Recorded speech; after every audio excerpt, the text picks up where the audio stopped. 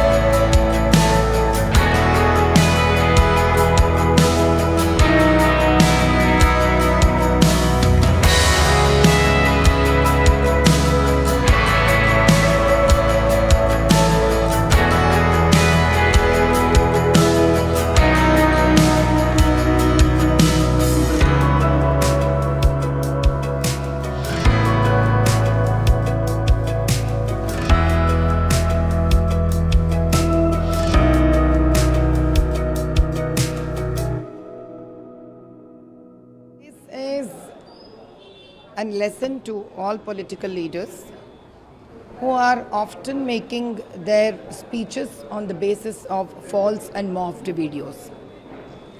We all have to learn as politicians that anymore we cannot try to play dirty games and we cannot anymore bluff people. And every politician now has to learn a lesson because of this act that we need to reach people with a perfect manifesto. We need to reach people in the best interest of the nation. We need to reach people righteously and perfectly. Now if politicians think they can play the game that they want, now we are going to show from BJP that we are going to put full stop also to it.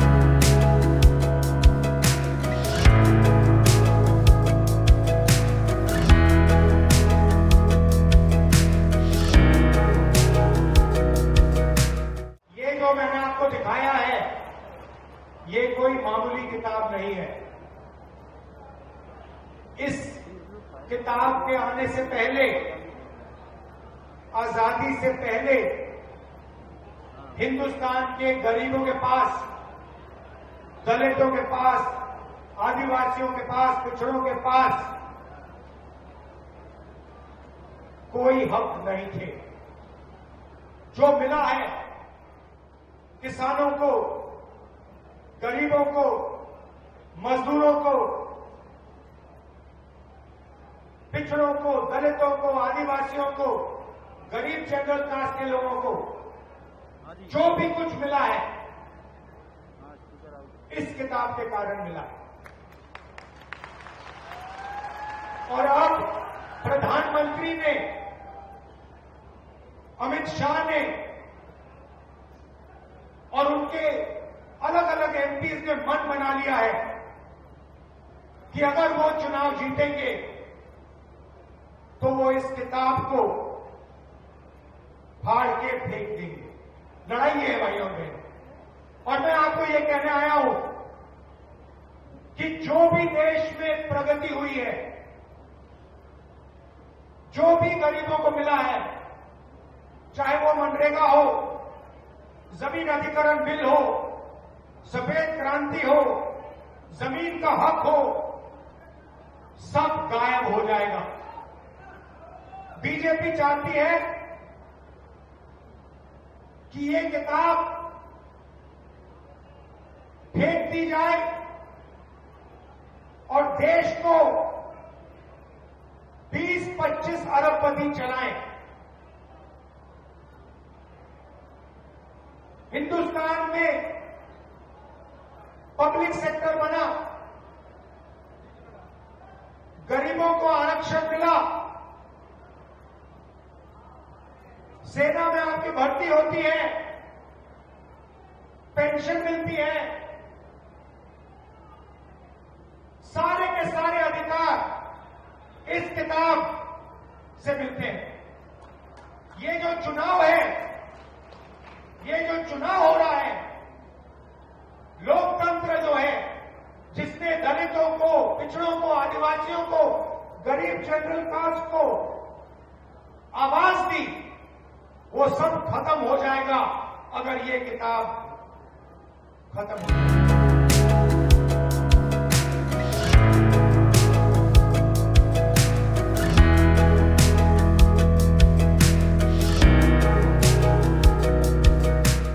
Rahul Gandhi saying BJP destroying constitution of India. BJP is trying to. Destroy constitution of India. I'm surprised.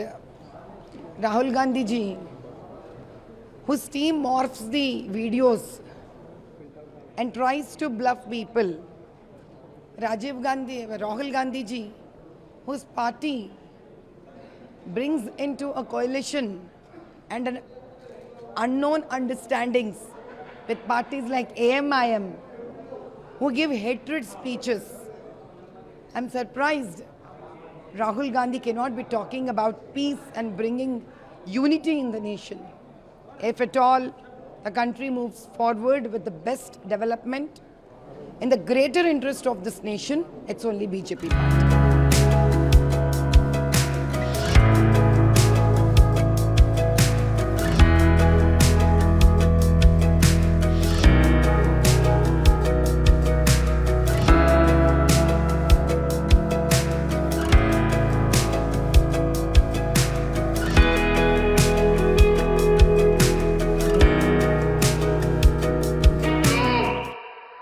चुनाव हार चुके हैं, मैदान खो चुके हैं, ये लोग इन दिनों टेक्नोलॉजी का उपयोग करके फेक वीडियो बना रहे हैं।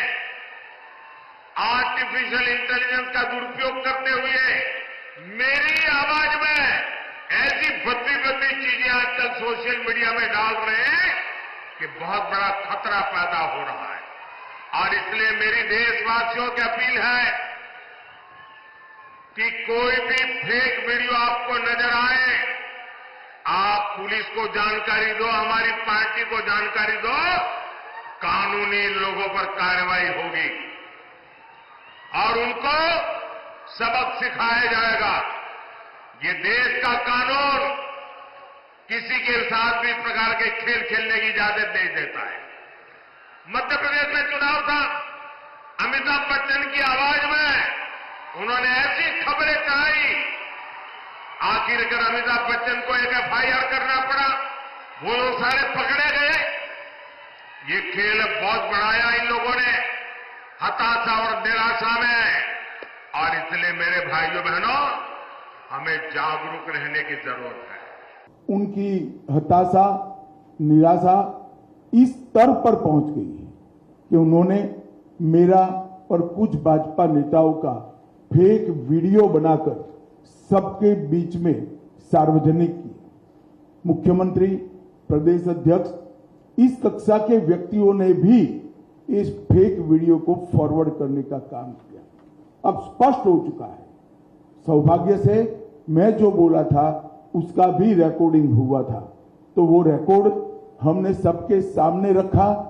दूध का दूध, पानी का पानी हो गया और आज कांग्रेस पार्टी के प्रमुख नेता क्रिमिनल ऑफेंस को फेस कर रहे हैं। ये जो कृत्य है वो उनकी हताशा और निराशा का द्योतक है। जब से राहुल गांधी कांग्रेस की कमान संभाले हैं, राजनीति का स्तर नीचे नीचे नीचे ले जाने का काम कर रहे हैं और ये इसका चरम